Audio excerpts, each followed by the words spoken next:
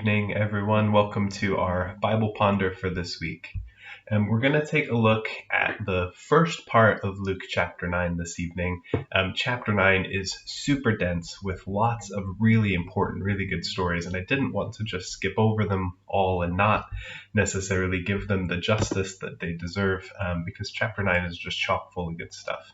If you want to catch up on previous videos from Luke, you can find us in the Bible Ponder Luke playlist on YouTube or in the Bible Ponder playlist on Facebook. And just look through the titles. They're super easy to navigate there, and you can catch up on previous chapters of Luke. What we're looking for as we're going through this book is we're looking at how Jesus would have been seen historically, what people of his day and age would have thought as they were interacting with him, not necessarily knowing the whole story. They don't know what happens to him, what happens to his followers, what happens to the church that grows and grows and leads to people like us watching videos like this online. They don't know any of that. And so we want to go back and take a look at what they would have been feeling and thinking as they encountered Jesus in their life. There were a few videos that I did to set us up for this that you can go in and check out as well, about First Maccabees and the Dead Sea Scrolls and some other things that kind of set us up for this historical situation.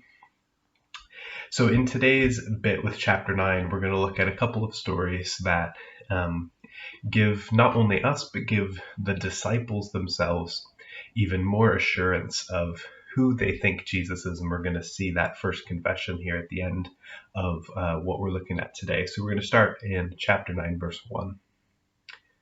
When Jesus had called the 12 together, he gave them power and authority to drive out all demons and to cure diseases, and he sent them out to proclaim the kingdom of God and to heal the sick. And now this is always really interesting to me, again, in our conversation about miracles and healings and things like that. There's always a question of whether or not these things would happen in the way that we would understand them to happen today, whether or not we have seen the end of miracles. There are some people who have put forward the idea that we don't see miracles today because the age of miracles is over. They have ceased. And so now we don't see them anymore because they don't happen anymore, but they did happen once upon a time. There are some people who would say that the miracles happened, but didn't happen in the way that we would understand them. So we might think about curing diseases or driving out demons and think about actual demons being driven and actual diseases being cured. And maybe this isn't quite that, but it's someone with a disease and they're able to kind of help manage it, or again, whether or not demon possession, as we might understand it, is how they understood it, or whether it was just extreme mental illness. And so some people might say that these aren't miracles in the sense that they're curing diseases and driving out demons, but that was how they understood what they were seeing.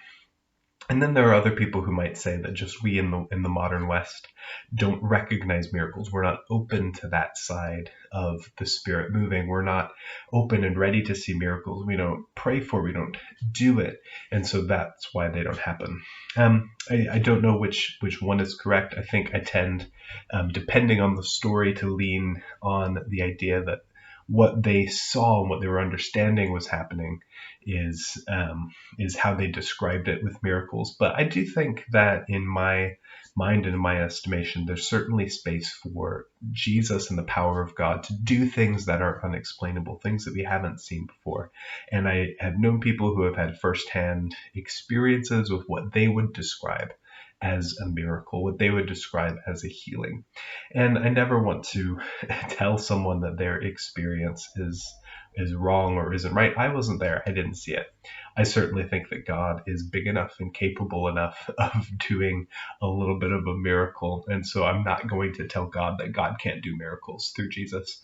But I think it kind of depends on the story for me. But in any instance, I wonder what it would have been like to be the 12 if we're taking these verses and understanding that Jesus gave them power and authority to drive out demons, to cure diseases. what that would have been like for them if that power went away when they came back after this trip, or what that would have been like to have had that power, to have that confidence to go around and do that. We don't get the stories of what may have happened while they did this, or whether it worked every time or not. But it's certainly an interesting thing to wonder about.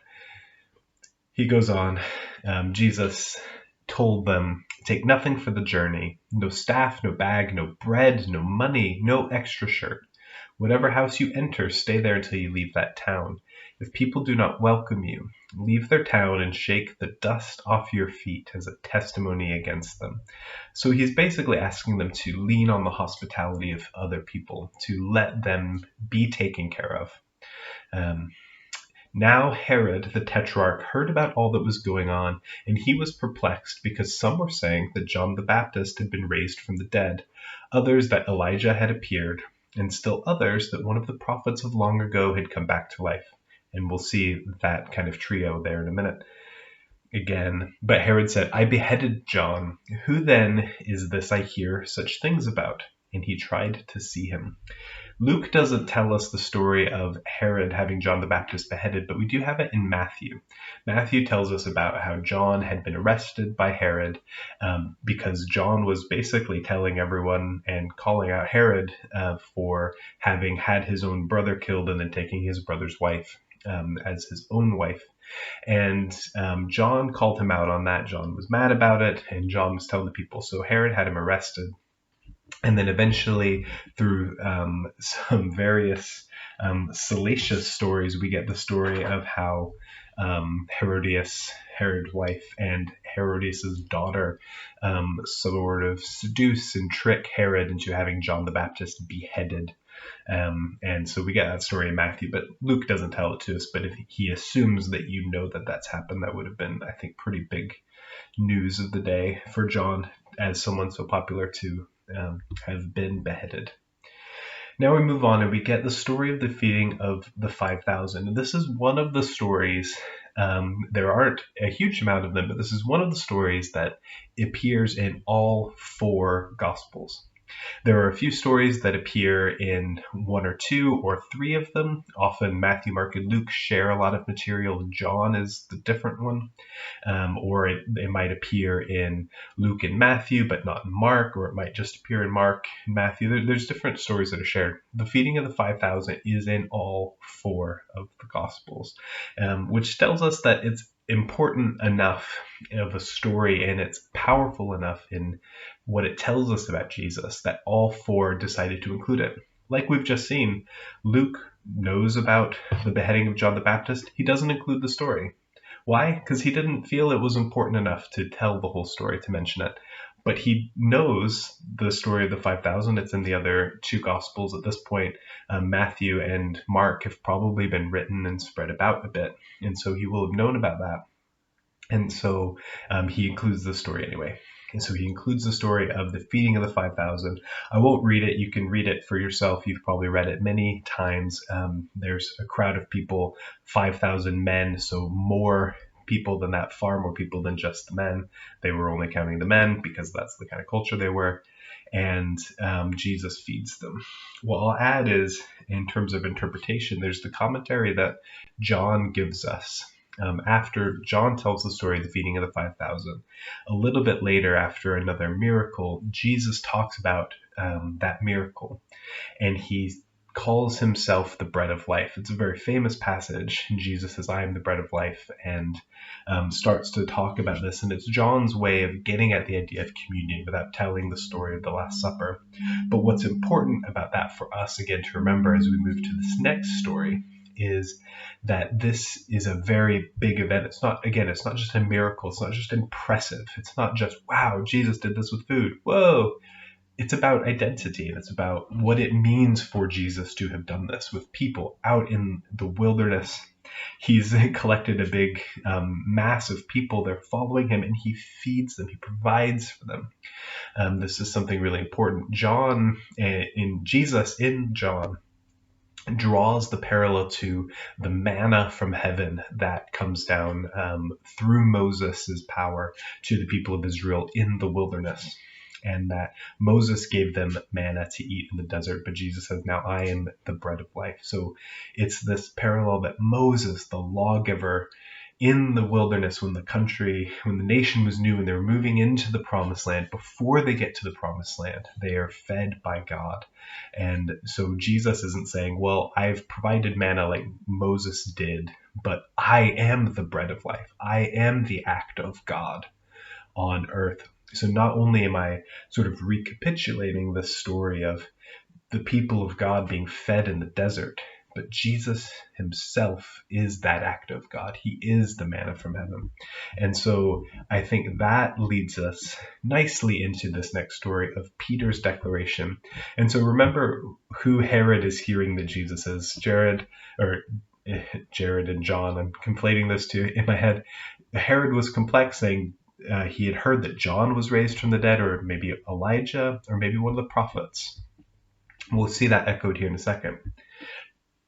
Verse 18, once when Jesus was praying in private and his disciples were with him, he asked them, who do the crowds say I am? They replied, some say John the Baptist, others say Elijah, and still others that one of the prophets of long ago has come back to life. Exactly the same people that Luke has said Herod has wondered he is and Herod's heard. And Jesus says, but what about you? He asked, who do you say I am? And Peter answered, God's Messiah.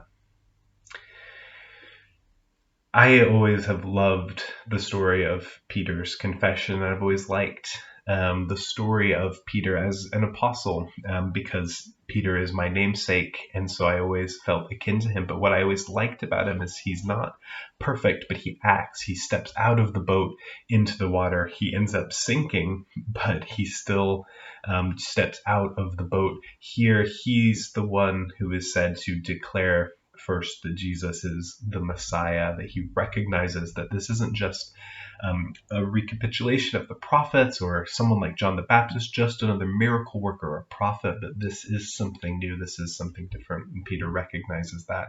And just like when he steps out in the boat and then sinks, next week we'll talk about the transfiguration, where immediately Peter misunderstands what's going on with Jesus in the story of the transfiguration.